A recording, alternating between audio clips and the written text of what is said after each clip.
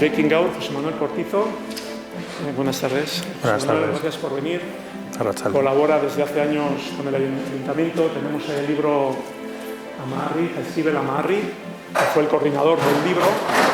Está a la venta en Arma Plaza. Bueno, una gozada, si en estos años se han agotado. La verdad es que hay fotos que parecen que no son de Hondarribia, que no son de Jaizkibel, pero verdaderamente ese tesoro lo tenemos en Jaizkibel. Manuel Cortizo está también en el Departamento de Geología de Aranzadi y también colaboramos con Aranzadi en diferentes proyectos.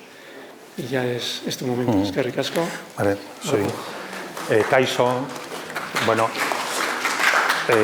y se dan una serie de circunstancias que unen el tema de Jaizkibel y el tema del antropoceno, que en resumen sería la nueva era geológica provocada o acelerada por los impactos humanos que estamos realizando en muy poco tiempo, sobre todo con lo que le llaman la gran aceleración contra el planeta.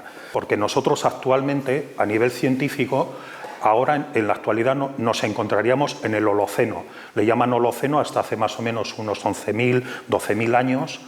Y el Holoceno es la época más joven a nivel geológico del planeta. Todas las demás, pues a nivel geológico se habla en millones de años, desde la formación de la Tierra, ¿no? Entonces, casualidad, Praileaitz, la cueva y la gente que vivió allí datan un poco de esa época. Son 12.000 años, arriba o abajo 15.000, aunque ahora se han encontrado, con la nueva entrada que encontraron, se ha llegado hasta los neandertales, ya superan los 100.000 años de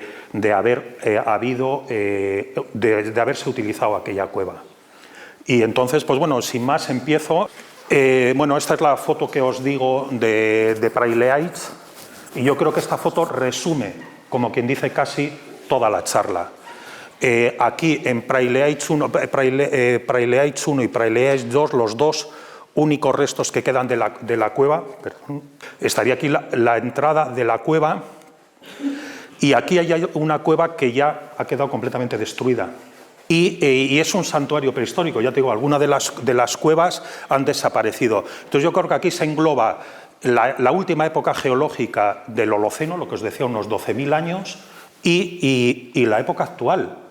Estamos sacando las gravas, estamos destrozando un monte, aunque haya un monumento prehistórico reconocido a nivel europeo, con pinturas prehistóricas, con los collares que aparecieron de un periodo importantísimo, y no importa nada.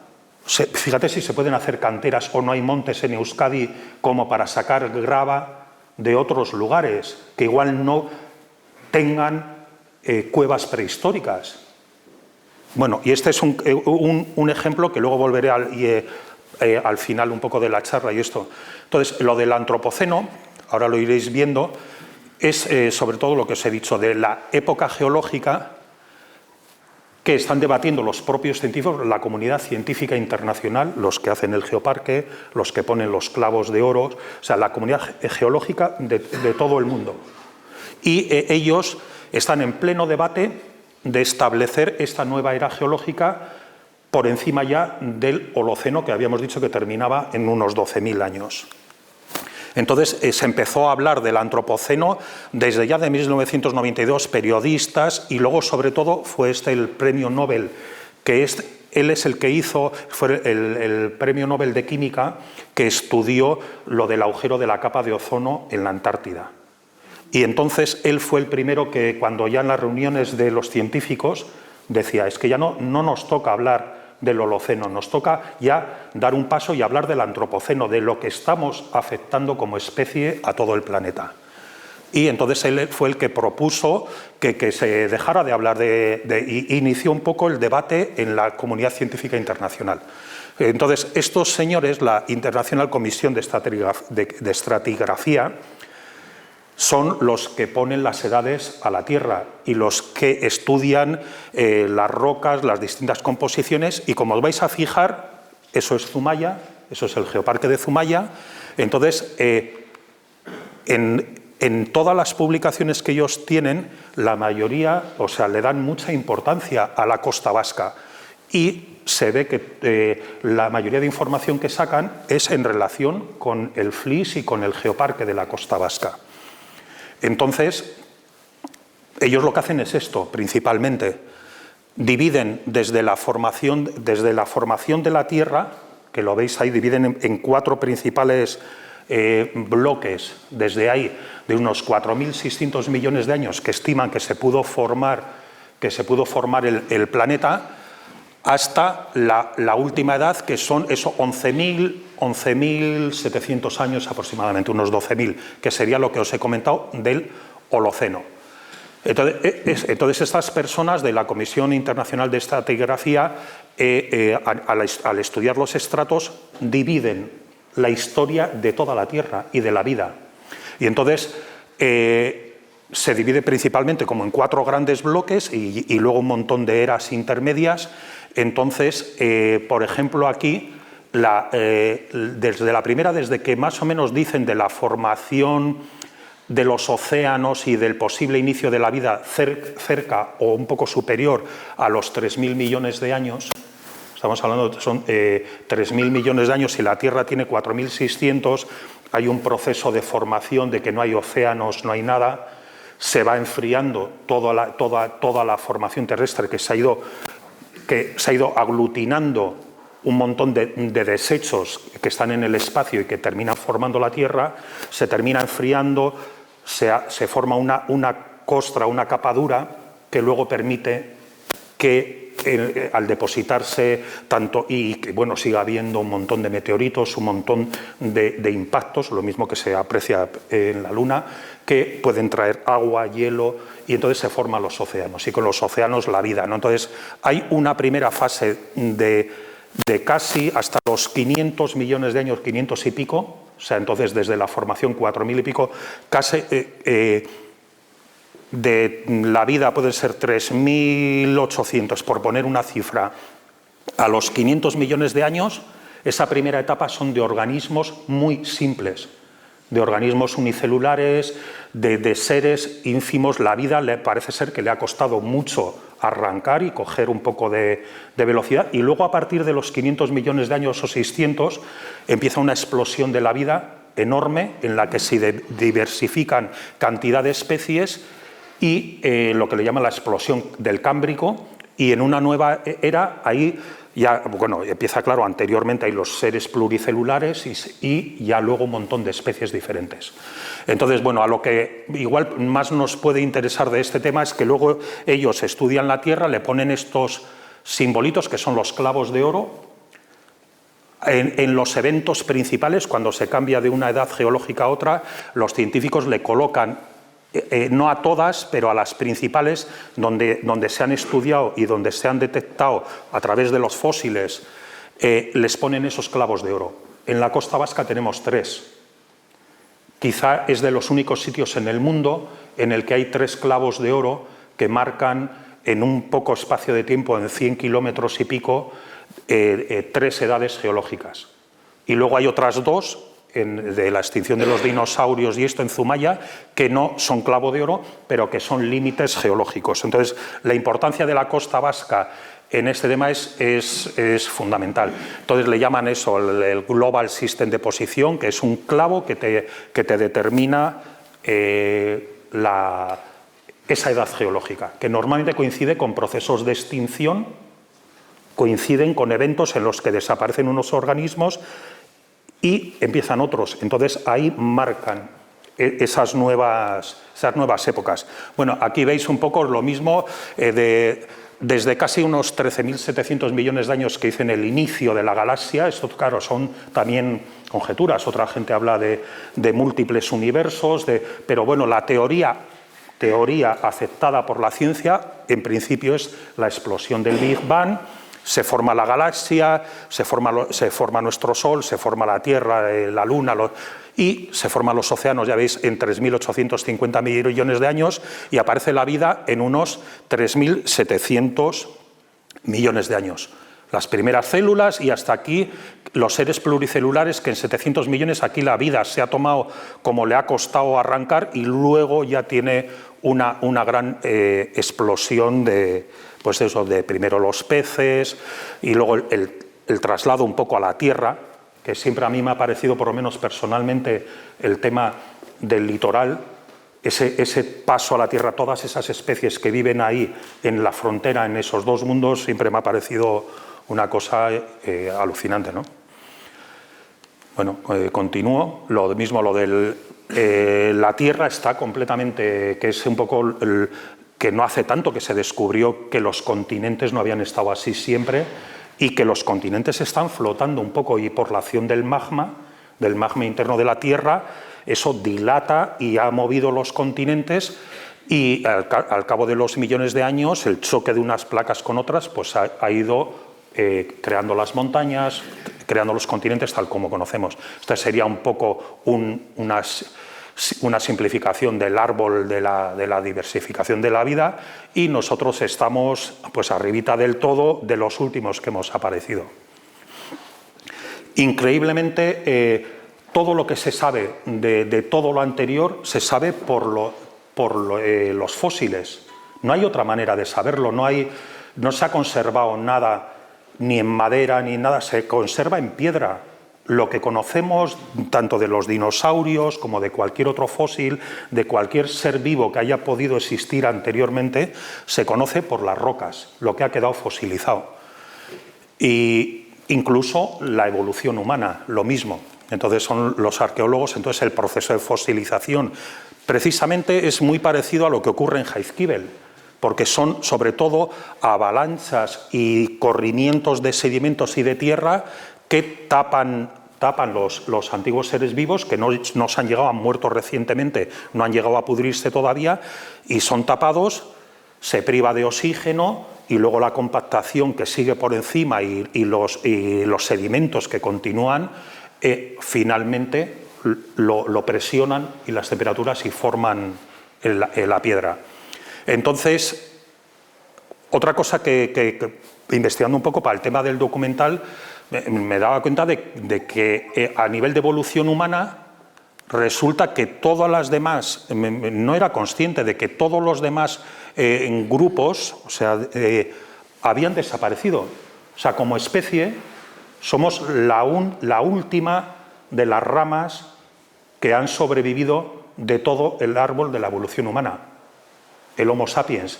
Los penúltimos, los neandertales y algún otro que estuvo aislado un poco en Asia y esto, y los únicos que quedamos como especie, digo porque a veces tenemos el orgullo ese, parece que no pasa nada, pero es que todos los demás se han extinguido. Entonces, eso es lo que os comentaba antes de lo del Holoceno, en la última época, unos 11.700 años, y que es la final de la glaciación, y que surge un poco la domesticación ya de animales y la agricultura y esto, ¿no? Entonces, en la evolución del género Homo es lo que os decía, ¿no? Como aquí te das cuenta de que todos están extintos. Todos. Es como si de monos existiera solo una especie. Nosotros a nivel de humanos existimos solo una especie. Aunque tengamos razas diferentes, colores diferentes y eso, pero como especie somos una y única. Entonces, y luego lo que estamos liando, ¿no? Y somos eso, que precisamente para mí, no sé, lo que nos llamemos los hombres sabios, cuando hemos llegado a lo que hemos llegado, manda bemoles. O sea, el nombre ese para mí está completamente equivocado. Porque una especie que termina o que puede llevar a la extinción, que está destrozando ecosistemas que han tardado millones de años en crearse y que incluso puede estar poniendo en peligro su propia supervivencia o a las generaciones futuras, manda narices que se llame el hombre sabio.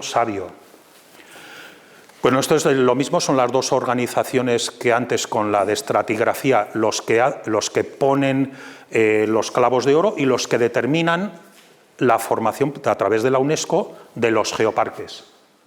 Entonces ellos ponen en marcha la red mundial de geoparques de la UNESCO, y entre ellos el que tenéis ahí es el del geoparque de la Costa Vasca. Es uno de los más pequeños de toda la red. En concreto, esta es la red europea. Y es uno de los más pequeños, y por eso ahí luego voy a los objetivos de Jaizkibel-Amarri, que uno de ellos era el que se demanda la ampliación del geoparque de la Costa Vasca hasta Biarritz, por ser uno de los más pequeños y por la coherencia y por la riqueza geológica y la unidad geológica que tiene todo, que ahora está limitado a Mutriku de Bazumaya, pero que nosotros desde el principio hemos puesto sobre la mesa el tema de la ampliación. Esta diapositiva es interesante porque, si veis, esto es más o menos lo que abarca el geoparque coge más, porque viene, esto es la parte un poco de Zumaya y cogería Deva, Mutriku, y hasta Mutriku se iría a unos 100 millones de años aproximadamente, las edades geológicas, y esto es lo que os comentaba antes de los 2 clavos de oro que hay, que se llevan aproximadamente, estos estratos son 2 millones de años, más o menos, y entonces los científicos estudian en el límite cómo desaparecen una serie de especies, cómo comienzan otras, entonces los dividen en estas épocas o periodos, ¿no? Estas serían lo de la extinción de los dinosaurios, el límite del Cretácico terciario, que le llaman, y que más o menos a los 65 millones de años se ha estudiado que desaparecen. Ese límite vuelve a aparecer en las Gemelas y vuelve a aparecer en Guetarí. Y de hecho el límite también aparece en el Pico del Loro en Donosti. Aparece y desaparece porque los plegamientos y esto lo han quitado, pero es una pequeñísima franja que los científicos han estudiado, que tiene muchísimo más iridio que las otras rocas de alrededor, y el iridio es un metal que existe muy poco en la Tierra en unos límites muy bajos, pero en elementos del espacio, en meteoritos y esto, tiene unos índices mayores. Entonces han estudiado y por eso es el tema de lo del impacto en el Golfo de México y la desaparición de los dinosaurios. Es la teoría que está vigente a nivel científico. Y entonces, como veis, esta es la primera parte que a mí me sorprendió, ver que la formación Jaizkibel, o sea, no estamos hablando ya solo de Jaizkibel, estamos hablando de una formación geológica que empieza, esta es la playa de Itxurun, en Zumaya, y justo en la cuestita que baja la playa, que baja la cuesta a la playa, está un límite de piedras rojizas, que es donde empiezan las turbiditas, las avalanchas submarinas de la formación geológica Jaizkibel, que serían lo que le llaman turbiditas. Son avalanchas de lodos, de sedimentos que se producen en el fondo del mar y que luego se quedan incluso las marcas del viaje de esos sedimentos de la arena y quedan luego solidificados. Entonces, la formación geológica Jaizkibel comienza ahí dentro ya del geoparque. Por eso nosotros estamos diciendo que el geoparque de la Jaizkibel ya está dentro del... O sea, la formación geológica ya tiene una pequeña pata dentro del geoparque. Entonces, aquí se estudian, se aprecia poco en las fotos, pero empiezan a estudiar cómo empiezan las turbiditas de poco a más y cada vez de mayor tamaño, hasta que ya las turbiditas que hay en Jaizkibel son enormes. Son enormes avalanchas submarinas, o sea, es como una avalancha de nieve, pero de sedimentos que se producen en los cañones del fondo del mar y que precisamente ahora mismo se están produciendo en el cañón de Cabretón, que si ves un mapa submarino, el gran cañón y todos los cortados que tiene se producen, toda la arena que viene de las landas y que continúa en la plataforma, enormes extensiones de arena caen al fondo del cañón de Cabretón. O sea que lo que pasó en Jaizkibel hace 50 millones de años, 40, 30, hasta que se levantan los Pirineos, está sucediendo ahora en el cañón de Cabretón. Y entonces esa es la pequeña franja, y aquí lo curioso es que, es lo que también lo une con la actualidad, es que aquí hay un calentamiento que lo están comparando, es uno de los mayores calentamientos que ha tenido el planeta a nivel geológico. Se extinguen un montón de especies justo donde empieza la formación geológica Jaizkibel. Aquí hay una franja en la que sube el metano, Suben un montón de gases, se piensa que por la actividad de volcanes, por la actividad geológica, como se estaban formando los Pirineos, todos esos choques de las placas, debía haber una actividad enorme a nivel geológico. Eso provocó una gran extinción de especies y un calentamiento, un enorme calentamiento que le llaman aquí el PTM que están estudiando qué pudo provocar todo eso, pero se piensa que fue esto, la actividad del propio planeta. Evidentemente esto no lo provocó el hombre, no estábamos allí para hacerlo, pero claro, pero esto llevó millones de años el que se hiciera. O sea, ese cambio, y el planeta luego lo reasimiló completamente. Y entonces aquí es donde empieza un poco ya el tema del antropoceno y todo el debate que la comunidad científica está teniendo, que es, y estas son las documentaciones internas en las que ellos empiezan a debatir, y estos son los dos organismos que os decía antes, que son los máximos organismos internacionales, los que en su seno se empieza a dar todo el debate de cambiar el tema de la edad geológica. Entonces, nosotros estuvimos precisamente grabando para el tema del documental cómo se ponía el tercer clavo de oro en Getxo, y yo ahí justo estaba hablando con José Ángel Torres, que él es el que lleva el Museo Geológico Luberri en Oyarzún, y entonces justo aquí me estaba comentando que en esta misma playa donde estaban poniendo el clavo de oro, en las rocas de edad geológica de la misma que Jaizkibel, me estaba contando de que ahí había unas nuevas rocas en la playa, rocas precisamente estas, rocas que son todas estas de aquí, humanas, por llamarlo de alguna manera.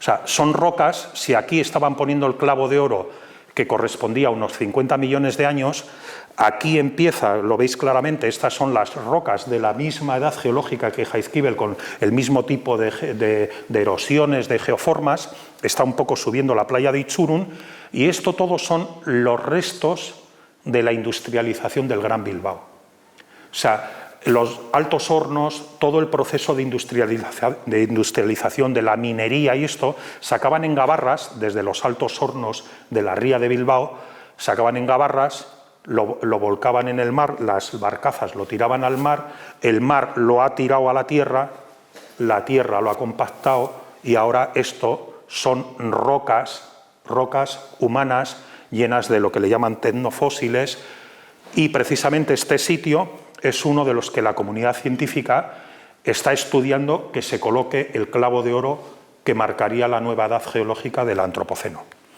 Este es el clavo de oro que existe en las rocas de 50 millones de años, y a 200 metros están las rocas, esto es el acto en Getxo de cuando se colocó, con los responsables de la Comunidad Geológica Internacional. Eso es cuando colocan el clavo de oro. Yo estaba allí con el gorrito de rayas grabando, y no éramos conscientes ni sabíamos en aquel momento ni lo que era el Antropoceno ni nada. Nos enteramos ese mismo día de que había, y yo hasta cuando fui a grabar aquello pasaron, pero ya igual 2 o 3 años. Entonces, y estos son parte de como más detalle de las rocas. Entonces, estas rocas contienen un montón de lo que los científicos llaman tecnofósiles. Son desechos. O sea, es basura, hay desde plásticos, desde restos de, lo vais a ver más adelante, desde restos de ladrillo, de los altos hornos, todas las escorias de la explotación minera. Entonces, ¿cómo se aprecia aquí la diferencia? Los estratos naturales que se elevaron ahí, estamos hablando de eso, de la edad geológica de Jaizkibel, 50 millones de años, y los formados en poco más de 50 años, estas nuevas rocas.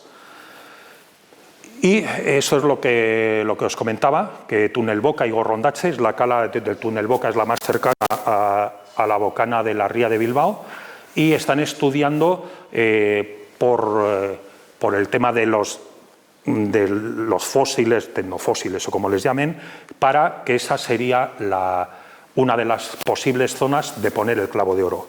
Aquí se sigue apreciando el grosor, algunas son de más de 6 metros. Eso es roca, lo que pasa que es una roca compactada pero a la vez frágil lo mismo que también es una roca frágil la de Jaizkibel, que tú la puedes romper haciendo un poco de fuerza. Esta también es una roca, pero es igual algo más dura que la de Jaizkibel. Aquí podéis ver todos los restos, como los embates del mar los van sacando, se pueden apreciar y los científicos estudian estos restos y pueden llegar a saber de qué años son los ladrillos, de si venían de Inglaterra, de qué empresa, porque en algunos se aprecian las fechas y los nombres de... Entonces, con esas evidencias recomponen un poco todo el tema de la industrialización. Y este es el profesor de Zearreta, el profesor de la UPV, que es el único que a nivel de toda España está en ese grupo del Antropoceno. O sea, el grupo que lo está debatiendo y haciendo a nivel internacional en toda España es el Zearreta de la UPV, el que está metido. Y entonces eso, de lo que trata es de la huella que estamos dejando, de la huella ya geológica, que se puede estudiar y que generaciones futuras podrán excavar y podrán ver pues eso, los restos, el proceso de la industrialización y de todo, ¿no? Entonces esto es un fragmento de plástico ya cementado y metido en la piedra, y eso es lo del túnel Boca. Y ellos están a la búsqueda de dónde colocar el clavo dorado y esto, y dónde ponen, en qué año ponen el inicio de esa nueva era. Entonces, claro, tienen unas exigencias, tiene que ser en todo el planeta, más o menos en una misma edad, para que afecte a todo el planeta. Y entonces eso no pasa, por ejemplo, con la industrialización, que era una de las fechas que hablaban de, para ponerlo, la industrialización no ha sido sincrónica en todo el planeta a la vez. Ha habido sitios que han ido y hay otros que todavía no han entrado siquiera en la industrialización. Pero sin embargo, la era nuclear, sí, todo el mundo ha entrado en ella casi a la vez y ha afectado a todo el planeta. Entonces, a partir de las dos primeras explosiones atómicas de Hiroshima y Nagasaki y a toda la carrera que siguió con las pruebas nucleares atmosféricas, submarinas, bajo tierra y a todos los desechos que se han tirado a nivel nuclear, ha habido un antes y un después que se estudia con los estratos terrestres y con los testigos que ellos hacen tanto en la Tierra o en los hielos. Se ve claramente dónde ha habido un nivel de contaminación nuclear anterior, o sea, el nivel anterior terrestre que había, a la nueva era nuclear, que entonces ha disparado completamente en todo el planeta los índices de esa nueva era nuclear. Bueno, esto es más o menos de lo mismo. Entonces, estos son los sitios que propone la comunidad científica para poner el tema del clavo de oro y marcar oficialmente la fecha. Y ahí veis el de las playas de Gorrondache y Túnel Boca. Las demás pues son en los hielos de la Antártida o en Groenlandia o en las fosas. O sea, hay distintos lugares en los que también se evidencia el tema del antropoceno, pero quizá por esas rocas, por el simbolismo de las rocas cementadas, industriales y eso, precisamente igual las playas de Gorrondache y Túnel Boca pueden tener bastantes opciones de que se les declare. Y de lo que va el antropoceno, esos son todos los impactos. Y los impactos es que parece ser que ahora estamos hablando del cambio climático como que solamente fuera el impacto del cambio climático, y es que el cambio climático es uno más. O sea, estamos afectando a la atmósfera, estamos afectando al clima de todo el planeta, estamos subiendo la temperatura de todo el planeta, pero es que es uno. O sea, ojalá fuera igual el único problema que tuviéramos en marcha, porque tenemos problemas, hemos creado grandes problemas en los océanos, los hemos vaciado casi de peces, los hemos llenado de plásticos, tenemos problemas, las selvas tropicales y los grandes bosques del planeta los estamos destrozando, quedan poquísimos. Y, por ejemplo, con el tema de los espacios naturales, es increíble, a nivel de la península ibérica, igual más del 70 y tantos % de la costa está completamente destruida. O sea, lo que tenemos en Jaizkibel es una joya. Es una joya, es un espacio de unos cuantos kilómetros que no está urbanizado, que no está destruido, que lo hemos conservado todavía hasta ahora y que enormes extensiones de costa de toda la península han desaparecido, se han urbanizado y se han deteriorado para siempre. Entonces, estamos hablando, para mí lo veo cada vez más importante que los pocos espacios que han sobrevivido un poco a lo que estamos haciendo un poco en todo el planeta, esos pocos espacios, es fundamental conservarlos. O sea, lo poco que no se ha destruido, habrá que hacer todos los esfuerzos que se puedan en conservarlos. Entonces, esto es de lo que luego los estudios se centran en decir, claro, hay una gran aceleración en todos los parámetros, tanto de población como de uso de fertilizantes, de teléfonos, de energía, de agua, a nivel de la contaminación de la atmósfera, de la contaminación marina. Hay unos picos y casi todos los picos coinciden en 1950. O sea, a partir de 1950, casi todos los parámetros que mires se pega un disparo enorme. Y en todos los sistemas básicos de la Tierra son esos, es el aire, el agua, las tierras y la vida. Esos son los 4 pilares de lo que nosotros también pertenecemos y vivimos, ¿no? Entonces, todos, si te pones a mirar en cualquier página web, en cualquier lado, todos empiezan la gran aceleración, están completamente... son unánimes en que a partir de 1950 se dispara todo, los impactos en todos los sistemas básicos de la Tierra. Mire si son selvas tropicales, tierras de cultivo, el uso de fertilizantes, todo se va disparando. La población, todo, el uso de agua, o sea, todos, cualquiera que mires. Me siento ahora un poco aquí el Al Gore, pero de aquí, de Hondarribia, pero te quiero decir, porque todos estos gráficos los hemos visto o en documentales o en películas, o pero es la evidencia que utilizan los científicos para llegar luego y los estudios que realizan para llegar luego a que estamos con lo que dicen ahora. Que además todos estos gráficos precisamente han sido superados. Y ahora ya lo que debatían como un impacto en el planeta nos están diciendo, y estamos en una emergencia climática ya solo. O sea, ya no hablan de 1,5 grados, ya se hablan de bastante más. O sea, está sobrepasando todos los estudios que antes había sobre los impactos. El turismo, todos, o sea, las tierras domesticadas, o sea, todo para la agricultura, lo de la concentración de metano, es que ha subido todos los valores, todos. Y los de las masas tropicales, todos son para abajo, claro, han desaparecido enormes masas y lo mismo la explotación de peces y lo que os decía, todo a partir de 1950, por eso... La era del Antropoceno la están diciendo de ponerla ahí. Y tienen hasta una ecuación más o menos para valorar todos estos temas, para ver hasta dónde está llegando el impacto, ¿no?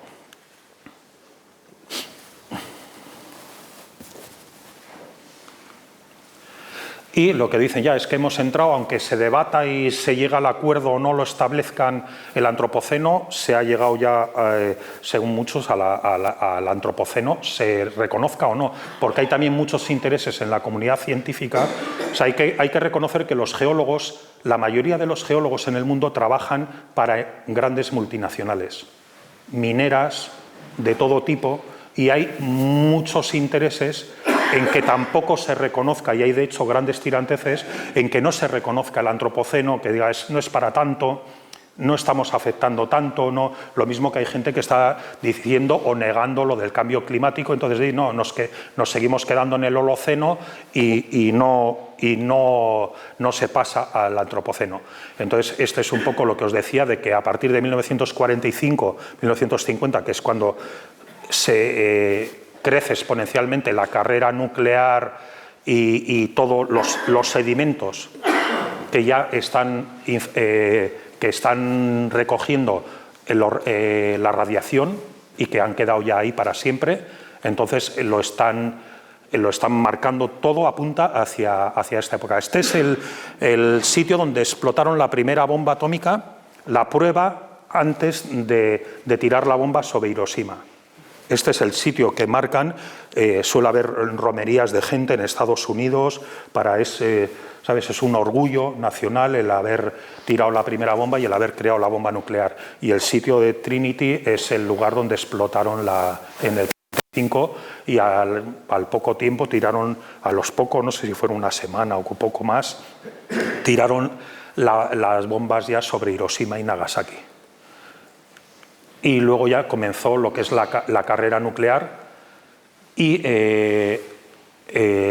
todas las pruebas. Y bueno, de hecho, yo estuve salseando en Google Earth y en el sitio, en Trinity, en ese sitio del desierto que está ahí cerca de Alamogordo y esto, y se ven todavía los redondeles de las pruebas nucleares, porque cuando ya sabes la primera y donde la marcan, además te la marcan ellos, ves y se ven, hubo un montón de explosiones, y la mayoría, muchas de ellas secretas. O sea, una cosa es lo que se conoce y otras secretas. Y ya la carrera fue enormemente de las primeras bombas. Las siguientes eran cada vez mayores, hasta la más grande, que fue la bomba a la que le llaman del Tsar, rusa. Y hubo una carrera enorme y fueron varios miles de pruebas nucleares atmosféricas y luego ya subterráneas y todo. Todos los desechos, luego muchos de ellos ya cuando empieza la energía nuclear de uso civil y las centrales nucleares, pues la inmensa mayoría, todos hemos visto imágenes de cuando tiraban los bidones y a la gente de Greenpeace poniéndose por medio, y esos bidones, todos los estudios que hacen ahora están reventados, están los desechos ya pues eso, esparcidos por el océano. Increíblemente, luego este es un episodio que a mí, bueno, yo es que claro, iba a ver a mi madre y a mis hermanas que estaban en un pueblito de Almería y les veía, y luego me enteré de que allí habían caído lo de las bombas que cayeron en Almería, las famosas 4 bombas termonucleares, que cada una de ellas era 75 veces más fuertes que Hiroshima, y que hubo la enorme suerte de que ninguna explotó, aunque se derramó el combustible nuclear, porque no iban activadas las espoletas y esto para la explosión, pero el combustible nuclear se derramó, y de hecho todavía la gente de allí de Palomares y esto continúa la lucha para que terminen de limpiar la zona, aunque aparentemente al inicio, y aquí esta es la famosa foto de que no pasa nada y que había que potenciar el turismo y esto. Fueron 4 bombas que cayeron en Palomares, que hubo una suerte increíble de que no hubiera pasado una desgracia. Increíblemente, el sistema, por eso era la carrera armamentística y todo, Estados Unidos tenía en el aire, o sea, por eso las bases, la OTAN y todas las bases que había a nivel estatal, tenían aviones con bombas nucleares siempre volando, y cargaban, entonces les suministraban el combustible para que pudieran seguir, y bajaban solamente para turnar a las tripulaciones. Y en uno de esos abastecimientos en el aire es donde se provocó el accidente y donde cayeron. Murieron 7 tripulantes, sobrevivieron 4. Y bueno, aquí pues eso, vendieron. Este es un poco lo que hacían, y tanto los estadounidenses como los rusos tenían esto funcionando, y era la amenaza, era lo más rápido, que si había un ataque que ellos podían responder, porque ya tenían los aviones en el aire y tenían las bombas en el avión, y ya era simplemente ir a donde el enemigo y tirárselas. Estos son todos los bidones de los residuos cuando los sacan. Estas son, una de las bombas cayó en el agua y tardaron 2 meses en recuperarla. Se llevaron aparentemente mucho material radioactivo, pero quedó un montón de metros cúbicos contaminados, que lo habían tenido oculto hasta que un agente estuvo peleando y descubrieron que habían dejado un montón de material allí oculto bajo tierra. Y esto la tienen en el museo de allí de Albuquerque, en el Museo Atómico. estas son dos de las bombas que rescataron. Son las originales que cayeron sobre Palomares y tienen una parte del stand en el Museo Atómico donde tienen las bombas del accidente. Fue el mayor accidente que hubo a nivel nuclear, pero que se saldó dentro de aunque con una zona contaminada, se saldó sin explosión y esto. Y hay gente que siguen peleando, bueno, esto lo voy a pasar un poco rápido. Y lo que os digo es que todo esto ha quedado reflejado, todo el tema nuclear ha quedado reflejado en los hielos cuando, por ejemplo, investigan y sacan las columnas de hielos los científicos a partir, que claro, estamos hablando de 1950, no son muchos años. El hielo te dan dataciones de varios miles de años que estudian los científicos. Entonces, de 1950 enseguida aparecen los hielos con claridad el nivel de radiación anterior a esa era y posterior, con lo cual se sabe claramente cuándo ha empezado lo del tema nuclear. Y esto es precisamente todo lo que pasó en el mundo, esto queda en las rocas. Queda reflejado en los sedimentos y es medible. Y entonces, pues bueno, parece ser que si deciden, esa es la que por ahora se está llevando más la posibilidad de que salga porque ha sido sincrónica en todo el mundo, lo de la era nuclear.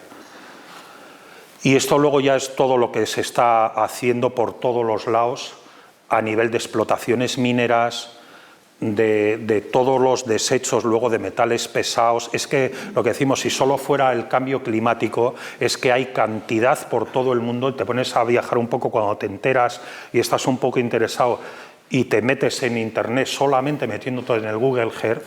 Yo cuando estuve mirando y vi lo de las pizarreras en Galicia, me quedaba atontado de decir, pero ¿cómo puedo...?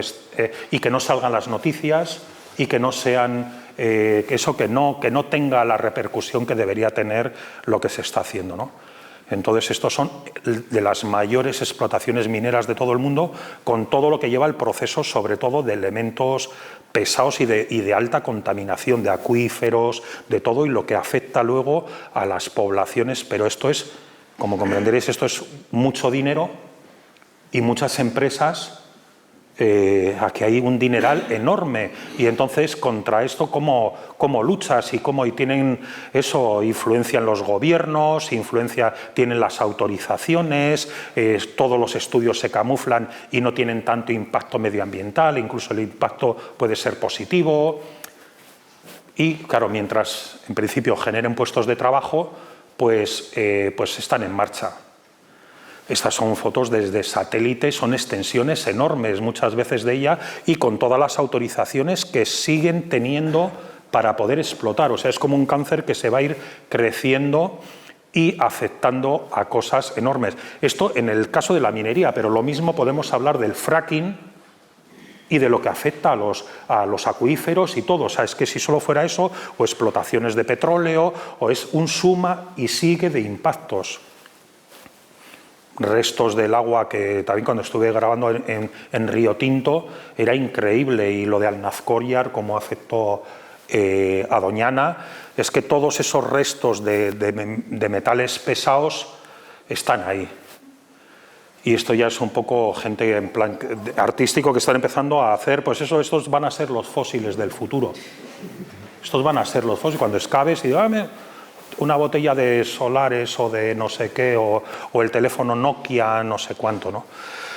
Entonces, bueno, esto ya es un poco para volver un poco a Jaizkibel y lo que decíamos, para nosotros con el tema de tanto los dos objetivos, lo de la protección del área marina, lo de la ampliación del geoparque, es con el objetivo de decir, es que si no somos capaces de blindar y de proteger espacios pequeños que tenemos cerca, que tienen una riqueza enorme, como la que tiene Jaizkibel a nivel geológico, con la unión que tenemos con el geoparque, con todo. Si no somos capaces de proteger estos tesoros, Es que entonces te dices, hostia, o sea, cómo la situación como está en el mundo y es que deberíamos empezar, según como lo vemos, es proteger espacios y que otra gente en sus lugares, que ha habido casos en los que, bueno, yo he tenido que cortar la proyección para no hacerla muy larga y he quitado casos en los que gente que ha peleado, por ejemplo en Portugal, con los grabaos prehistóricos del Valle de Coa, una experiencia que si la podéis mirar en internet y eso, increíble, y cómo la gente cuando iban a construir una presa que ya estaba en marcha y que se ven ahora todavía al inicio de la presa y los cimientos, cómo la paralizaron y hoy día el Valle de Coa es patrimonio de la humanidad y los grabados prehistóricos son de los mejores que hay a nivel mundial y se salvaron de quedar sumergidos por las aguas de esa presa y fue la pelea de la gente. Y así en bastantes sitios. Hemos estado con la gente en Salamanca, con la única mina a cielo abierto de uranio, para todo el tema de las centrales, que quieren poner en marcha en Europa, está en Salamanca.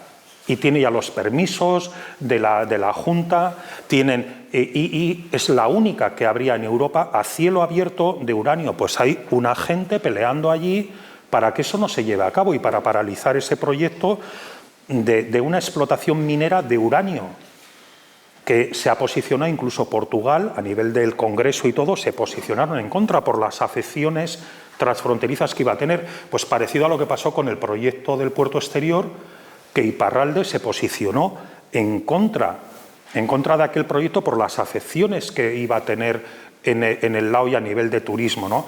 Entonces estamos viendo nosotros cuando veíamos lo del proyecto del puerto exterior, decíamos que esto es puro antropoceno, es el destrozo de los pocos sitios naturales y que te afecta directamente porque es un sitio que quieres y que lo tienes aquí al lado y decías, es que esto es lo que está pasando en todo el mundo. El puerto exterior es una cosa más, como el puerto que han puesto en Galicia, como un montón de infraestructuras que se han hecho innecesarias y como la dinámica que llevamos de destrozar muchas cosas, muchas veces sin sentido.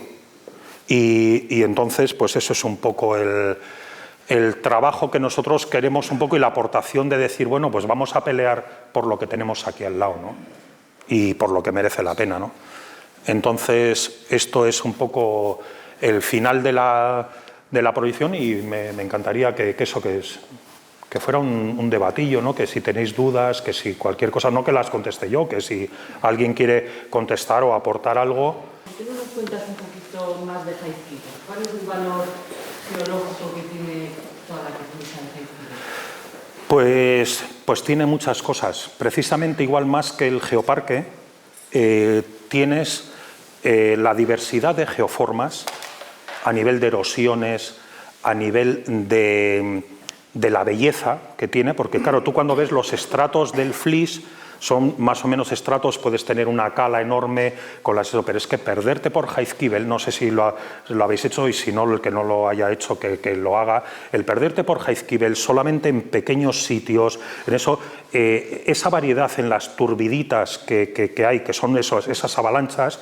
es que ha quedado como si hubieran sido fotografías de millones de años, han quedado los movimientos de los sedimentos, ha quedado los colores, pero en algunas es que hasta los óxidos de los minerales que hay ahí dentro a veces forman casi como si fueran pinturas prehistóricas, porque en algunos sitios esos óxidos crean cosas súper bonitas. Y entonces, por ejemplo, ahí toda la zona de los colores del Valle del Abechu y eso, todo hay unas concreciones de hierro enormes que en una zona que está unido a todo lo que hay a nivel geológico de Ayaco a Ría, de toda la explotación que hubo o incluso anterior a los romanos, de todo ese hierro, todos esos óxidos y esto, en algunas zonas de Jaizkibel se han conservado de manera alucinante.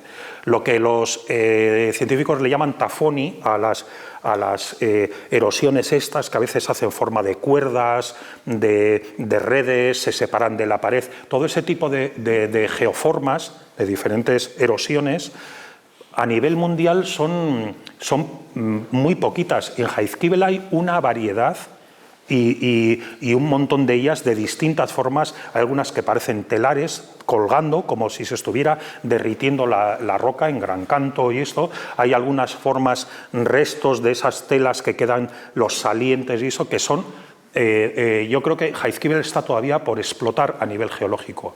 No ha habido tantos geólogos que hayan hecho estudios en Jaizkibel, precisamente igual porque no es tan antiguo.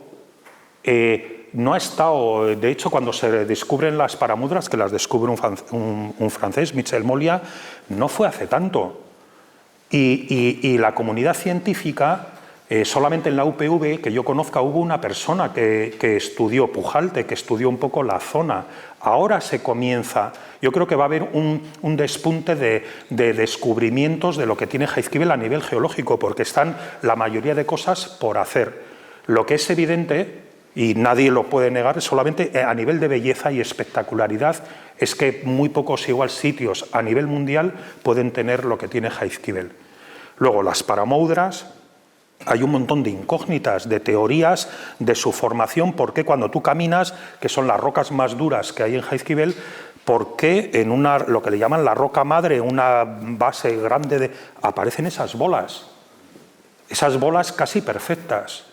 Con algún agujerito, no se sabe si es que los gusanos que andaban por ese fondo marino compactaron de alguna manera, o son las teorías que utilizan, ¿no? Esos excrementos, igual para que, como hacen las lombrices actualmente, ¿no? Que igual ese moco, para que cuando van a comer, cuando se desplazan, para cuando tienen su vida debajo del sedimento, no se les hunda.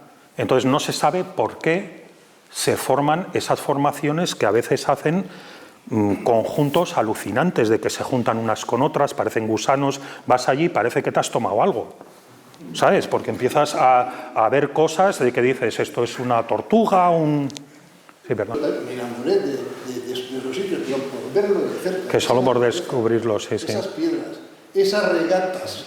Sí, sí, sí. Y tú sueles hablar de Harry. y tú de Ura.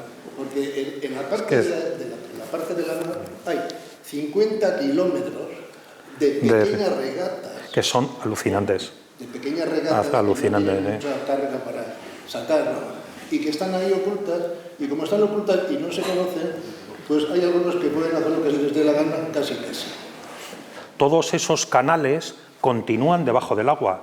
Las paramudras que aparecen sumergidas enfrente del cabo de Higuer, a unos 50-60 metros de profundidad, son las mismas que están para tomar por saco en la zona de las paramudras. Entonces hay una continuidad que de repente empiezan a haber bolas debajo del agua que las filman desde Océana y esto, y empiezan a preguntar, cuando les enseñamos las de tierra y les llevamos a la de tierra, dicen, esto es lo que hemos visto con el robot submarino.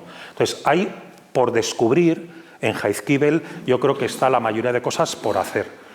Y a nivel geológico, y cuando estudien los científicos y esto, mucho de lo que hay, yo creo que nos vamos a llevar muchas sorpresas, aparte de que todo lo que está haciendo Aranzadi a nivel arqueológico, cada vez están saliendo más cosas. El primer enterramiento de la comunidad, aquí tuvisteis la exposición de Aranzadi del J3, o sea, a nivel de los anteriores que precedieron y que vivieron en Jaizkibel, o sea, tiene un valor.